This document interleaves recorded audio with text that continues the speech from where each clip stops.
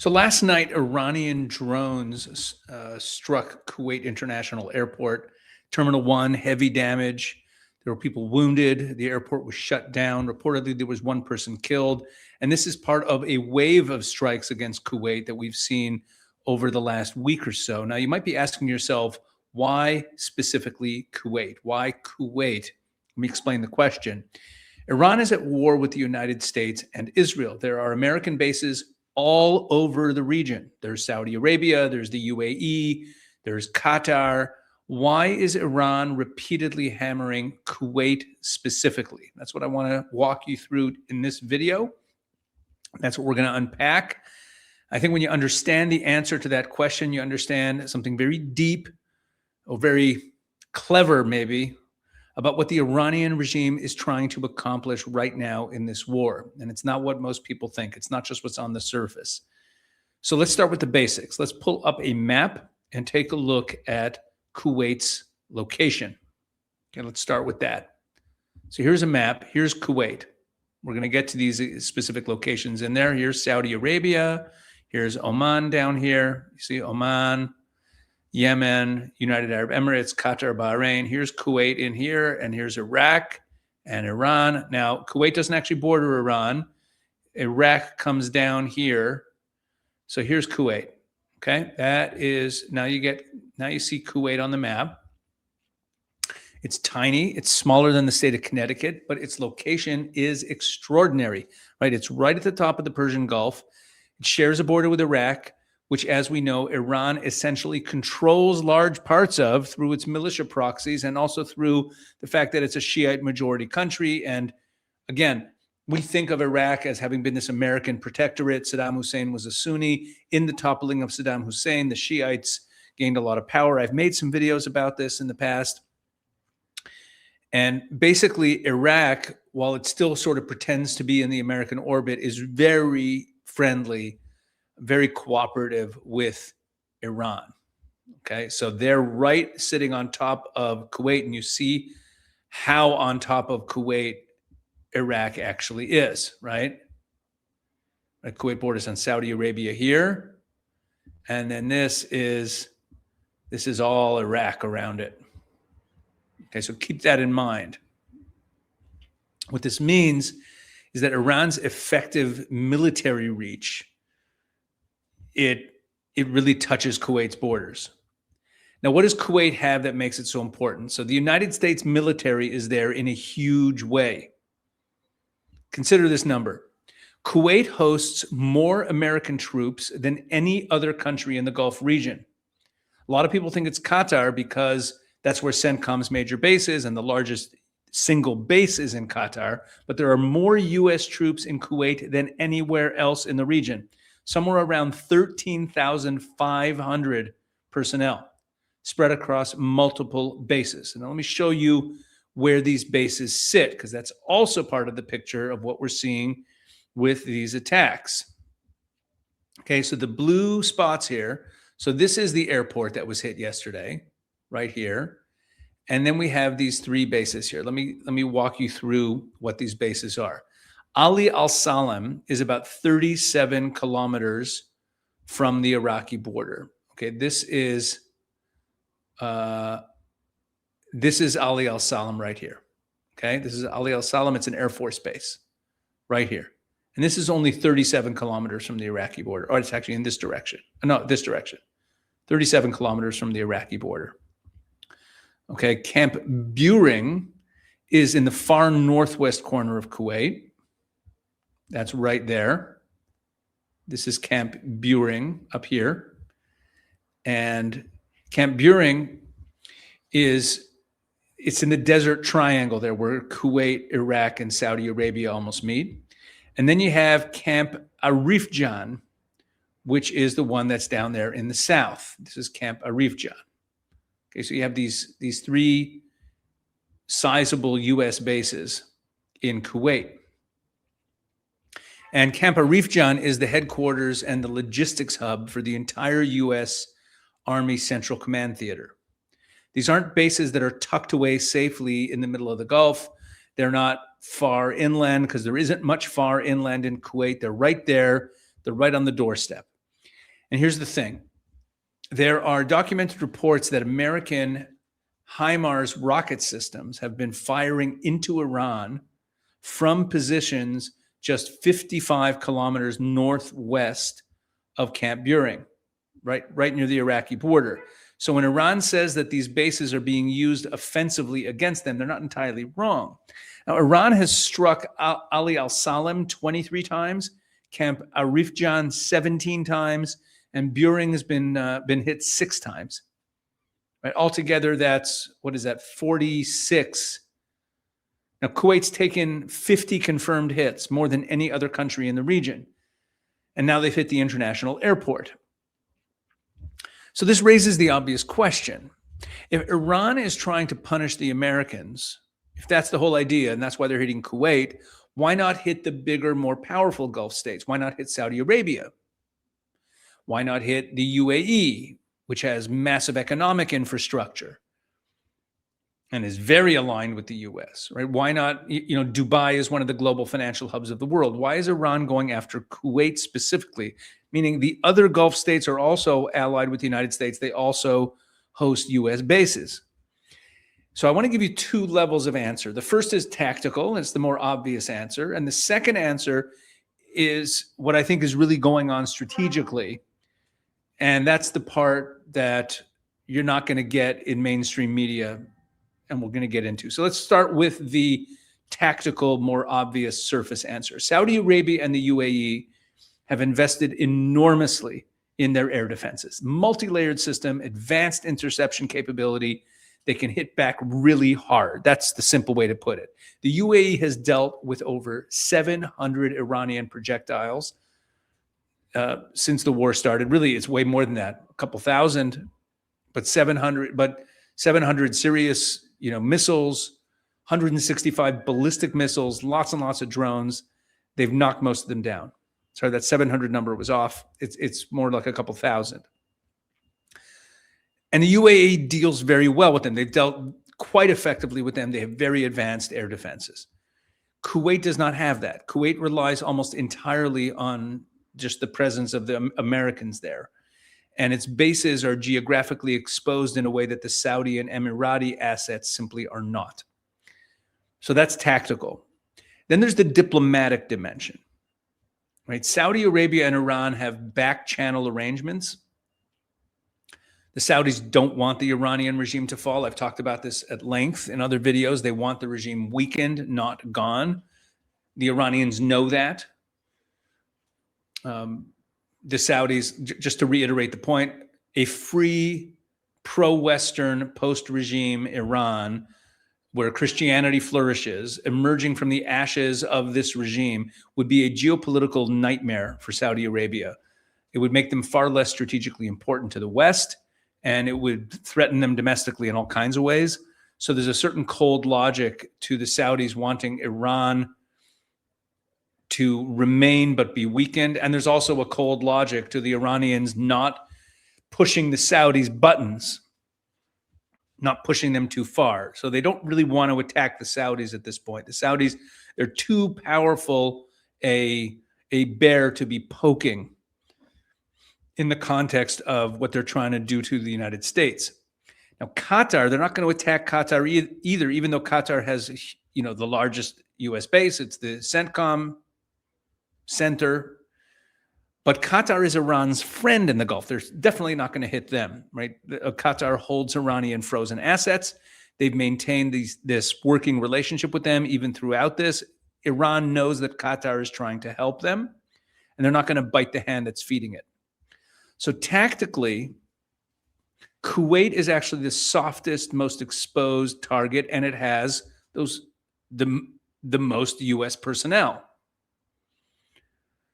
So that's all on the tactical level. I mean, tactical militarily, but also tactical in terms of the immediate diplomacy. You don't want to antagonize Saudi Arabia too much.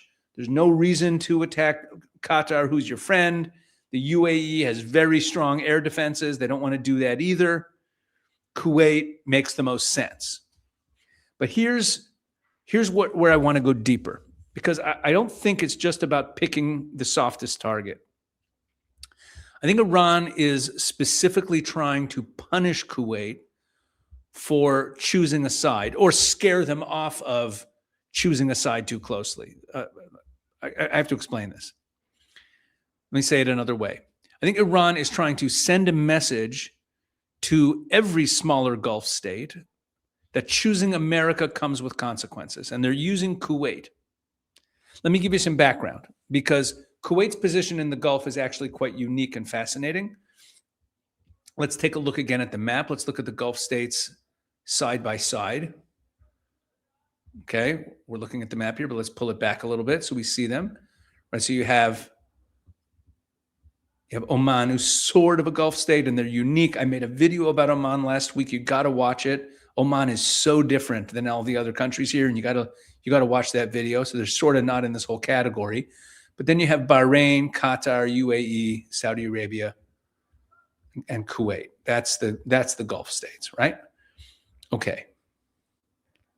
So Kuwait has historically been the hedger of the Gulf, right? Every other GCC state has staked out a clearer position. The UAE and Bahrain, they signed the Abraham Accords, right? They normalized with Israel. Saudi Arabia is clearly in the American strategic orbit, even if they play both sides a lot. Qatar is the outlier on the other end of the diplomatic spectrum. They're the ones aligned more closely with Iran. They're very closely aligned with Turkey. They host Hamas leadership. They house Iranian financial assets, right? So they have a clear position, let's say. But Kuwait has tried to be everything to everybody.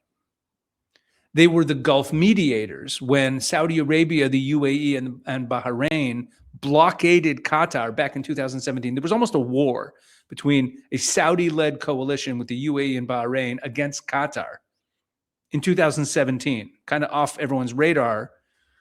But Kuwait refused to join that coalition. They stayed neutral, and then they tried to broker a deal. Now, there's a cultural part of it, or religious part of it too. Kuwait has a significant Shiite minority. About 30% of their population is Shiite.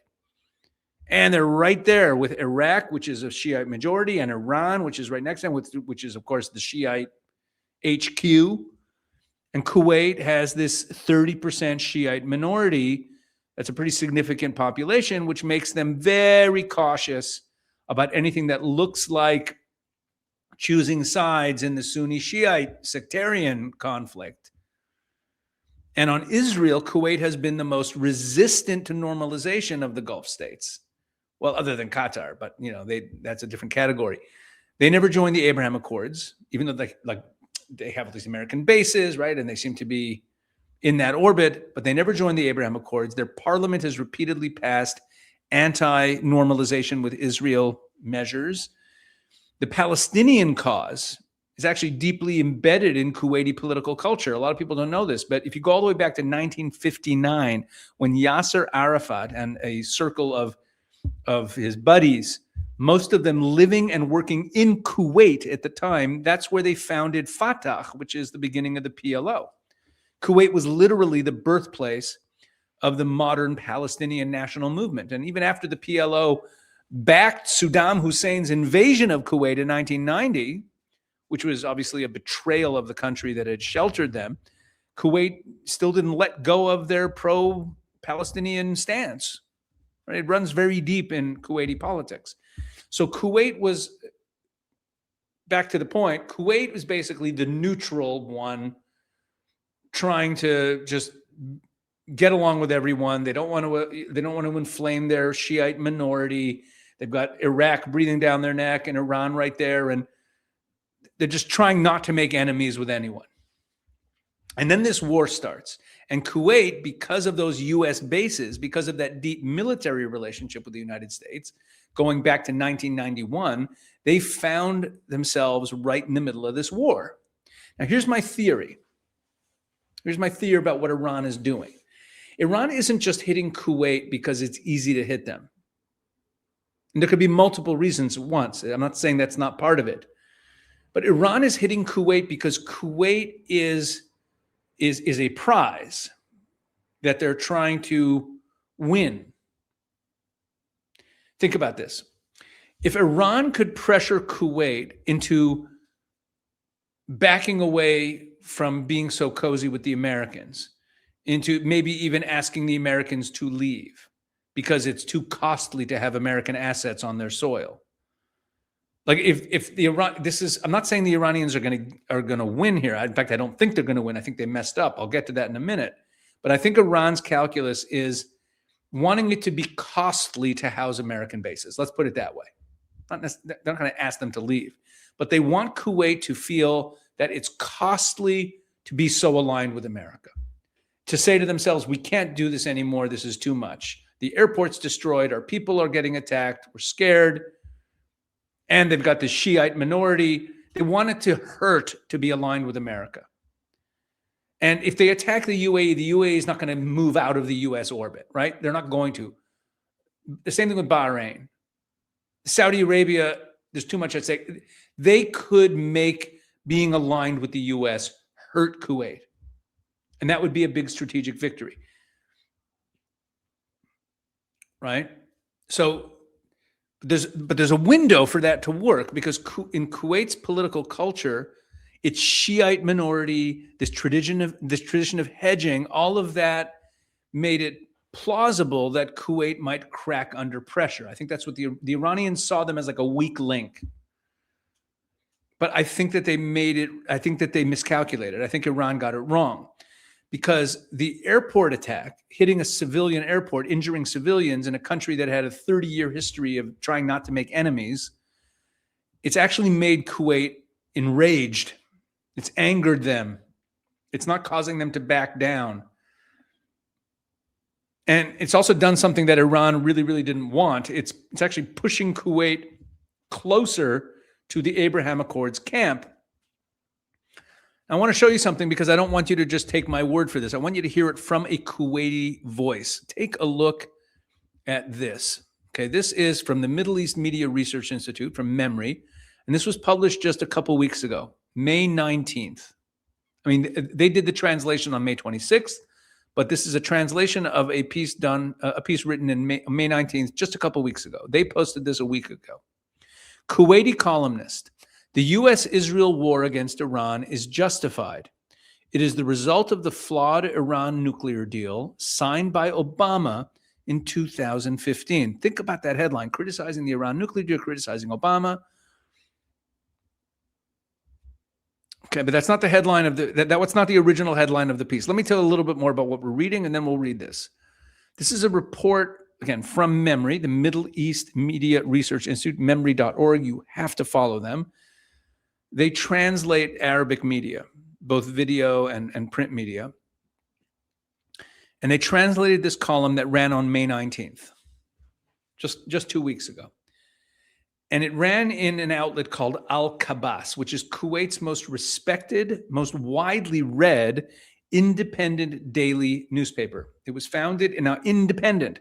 It was founded in 1972. And I want to emphasize that word independent, because in a region where almost every newspaper is either a government mouthpiece or it's owned by someone close to the palace, Al-Kabas is genuinely independent.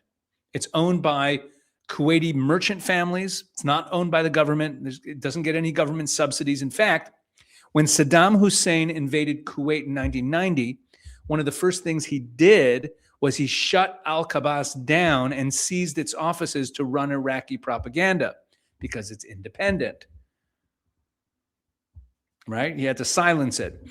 So a columnist in this paper wrote this piece that we're going to look at. The piece was titled, "Obama is Not Trump." And the writer is a journalist named Faisal Muhammad bin Sabt.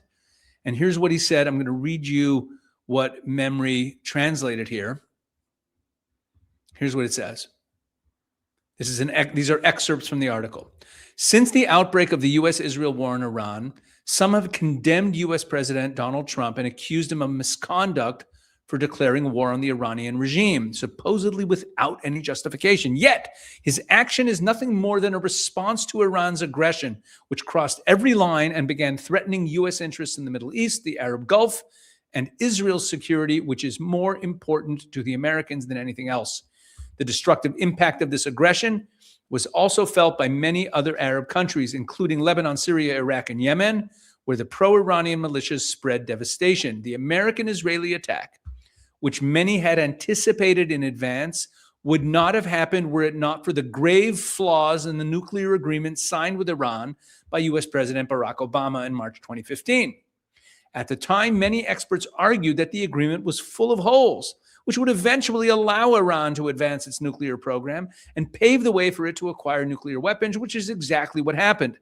Opponents of that deal compared it to the agreement that the U.S. under President Bill Clinton signed with North Korea, which was intended to end North Korea's military nuclear program in exchange for energy assistance, the lifting of economic sanctions, and improved relations with the U.S. and its Western allies. However, in the years that followed, North Korea secretly pursued a uranium enrichment program that was exposed in 2002, causing the agreement to collapse.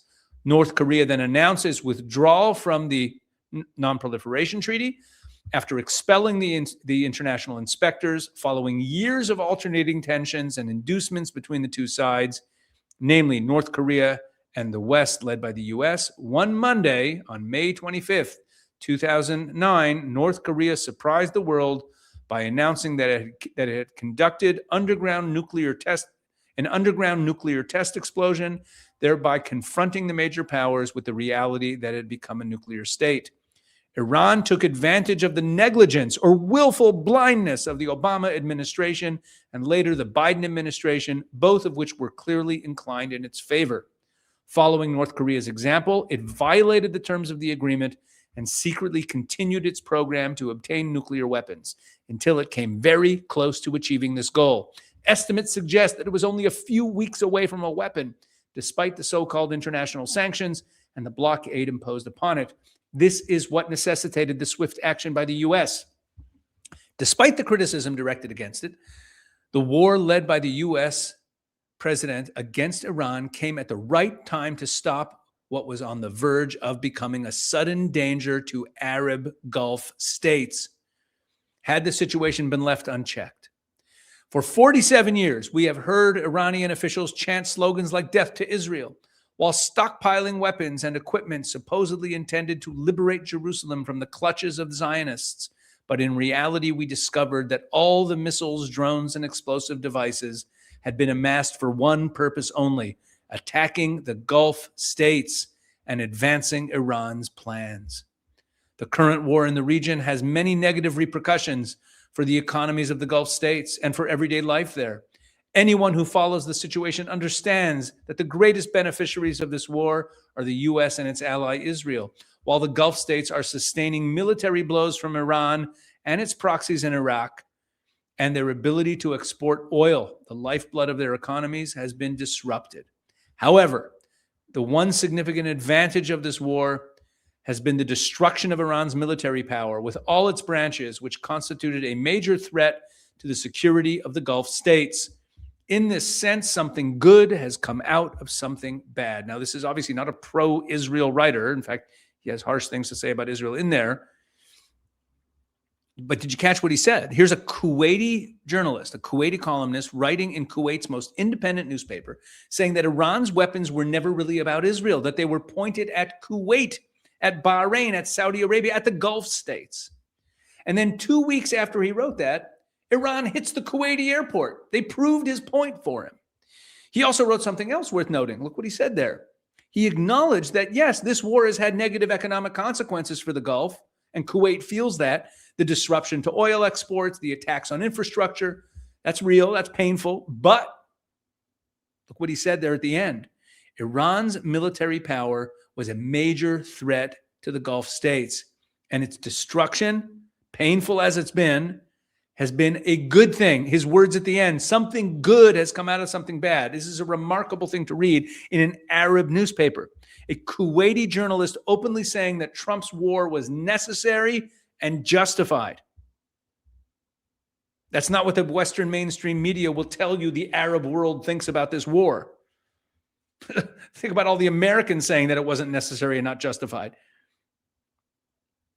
Now, back in February of last year, February 2025, more than a year before any of this, there was a very interesting piece in the Jerusalem Strategic Tribune by a man named Ahmed Sharai. He's a Moroccan. He's not Jewish at all.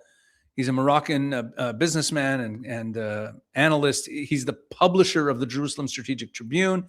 He sits on the boards of the Atlantic Council, of the Foreign Policy Research Institute, and the International Crisis Group. So he's not exactly what you'd call a traditional pundit. He's much, much more than that.